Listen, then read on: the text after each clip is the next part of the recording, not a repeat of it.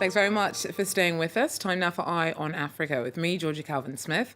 Tonight, 10 captives taken by extremists in Nigeria are released. The group had been held by a Boko Haram offshoot that has killed hostages in the past. Also, tourism in Ethiopia has taken a hit from the pandemic and ongoing fighting in the northern region of Tigray. Outbreaks of violence have spiked ahead of June 21st elections. Operators are hoping that visits will pick up after the vote. And Sierra Leone's plans to build a $55 million Chinese-funded fish meal processing factory have sparked warnings that it will devastate fish breeding sites, protected forests, and local fishing communities. But first, Islamist extremists in Nigeria have released 10 captives who had been taken over the past year. The group, which includes aid workers, had been abducted by Boko Haram, but were reportedly freed by rival jihadist group, the Islamic State West Africa Province. Our Sam Olokoya tells us more. No confirmation has come from the government, but multiple reports say at least 10 people held captives by jihadists in northeast Nigeria have been released. The captives include aid workers. One of them is said to be a staff of the UN Refugee Agency. A Christian priest and a businessman are among those recently released. They are believed to have been abducted by the jihadist group, the Islamic State West African Province, also known as ISWAP. ISWAP is linked to the jihadist group, the Islamic State. The circumstance under which the captives were released is unclear, but ISWAP and the other jihadist group operating in northeast Nigeria, Boko Haram, are known to collect a lot of money as ransom before their captives are released. Boko Haram and ISWAP are abducting people as part of their violent campaign to establish an Islamic State in northeast Nigeria. Those recently released must consider themselves lucky. Both Boko Haram and ISWAP have a record of executing their captives. Boko Haram, in particular, takes particular interest in filming its captives and showing their gruesome execution. There is also the painful story of hundreds of people abducted for several years now, and nothing is known about their fate. These include schoolgirls abducted from the government girls' secondary school in Chibok by Boko Haram in 2014. More than 7 years after the incident, more than 100 girls are still missing. The penchant of Boko Haram and ISWAP to abduct people is one of the dark sides of these two jihadist groups. Our Sam Olokoya there for us. Now, at least 15 people died in a suicide bombing in Mogadishu on Tuesday. The explosion targeted a checkpoint outside of a military training camp as recruits assembled outside. Extremist group Al-Shabaab has claimed responsibility for the attack. It controls large parts of rural Somalia and has repeatedly launched deadly attacks in the capital as part of its insurgency. The first former president to face trial at the International Criminal Court in The Hague is preparing to return to Ivory Coast after nearly a decade away. More than 3,000 people were killed in 2010 and 2011 after Laurent Gbagbo refused to accept electoral defeat by current leader Alassane Ouattara. Gbagbo was eventually acquitted in 2019 of crimes against humanity, but had to remain in Belgium pending the outcome of an appeal. In March, his acquittal was upheld, and now he's heading home. Whilst many victims of the post-electoral violence that erupted 10 years ago are less than keen on his return, his supporters are already preparing to roll out the red carpet. Mama Gbagbo, that's what everyone calls this woman in Yopougon, and with good reason. The fervent supporter of ex-president Laurent Gbagbo proudly displays her extensive collection of fabric, with patterns bearing his face. We have all types of fabric, like this one, and this is when he was at The Hague. This is the design she's chosen for the big day. After a 10-year exile following a brutal post-electoral crisis in 2011 and being eventually acquitted by the ICC for crimes against humanity, Laurent Gbagbo is set to return home on Thursday. Justine says she will be at the airport to welcome him. Our neighborhood will go together in a convoy. We'll leave early, so we arrive early. We've been waiting for him for so long and praying for this day. A couple of houses down, it's an entirely different atmosphere. Gbagbo is still a divisive figure, and this hairdresser is worried that his return could lead to trouble.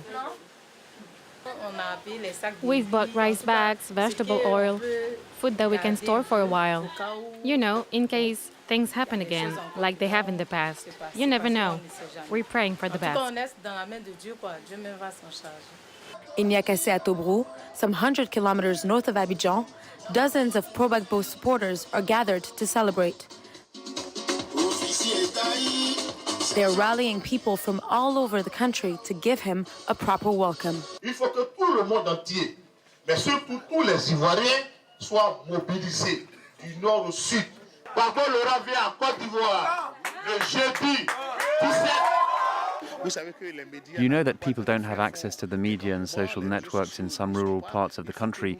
That's why we have to get to those communities and explain that we want this event to be a big one and an exceptional one that will be historic for Ivory Coast and the world.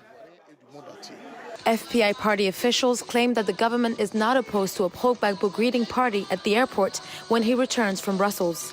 His camp is hoping for a huge turnout to mark the symbolic event.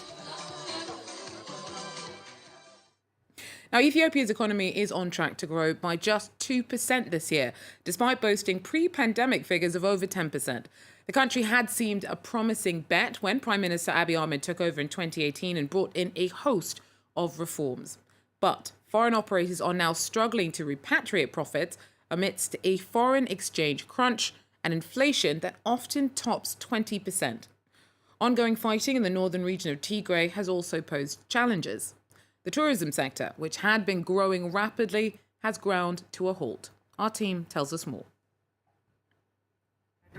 Desta hasn't left the Ethiopian capital for over a year. Before, this tour guide was traveling the country, but with no clients, he had to become a city driver. Thank you very much. His income was divided by two. Now I just drive at the city, but before, I was driving a day 400, 500, 700 kilometers with the clients. When you go out of Addis Ababa, you see many different things. That was really nice. But now, because of COVID and the Tigray war, it gives us a hard situation for us. Before the pandemic and the conflict in the north of the country, the tourism sector made up about 10% of the Ethiopian GDP and employed almost 2 million people, according to the government. This tour company is specialized in visits to the northern regions. It had to let go 85% of its employees. Popular for its many historic sites, Tigray used to be one of the main tourist attractions. In Tigray, here, these rocky one churches around housing, it's more than 80 churches, ancient churches, and it's Axel. We were busy around here. There is flight to Mekelle.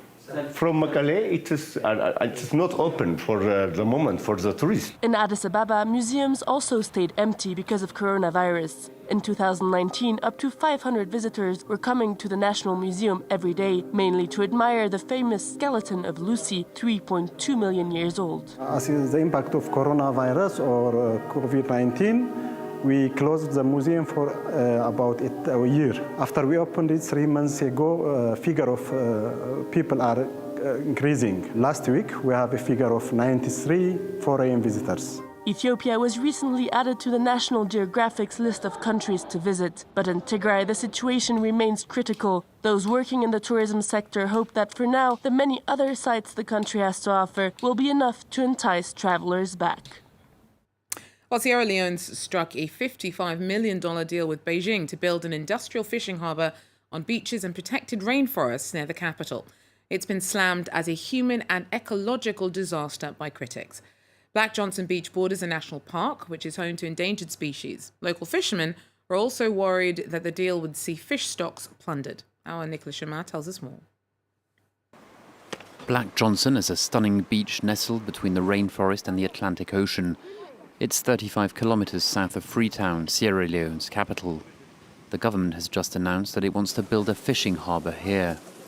Now vessels have to go all the way to Cape Verde and other countries to do vessel dry dock instead of here.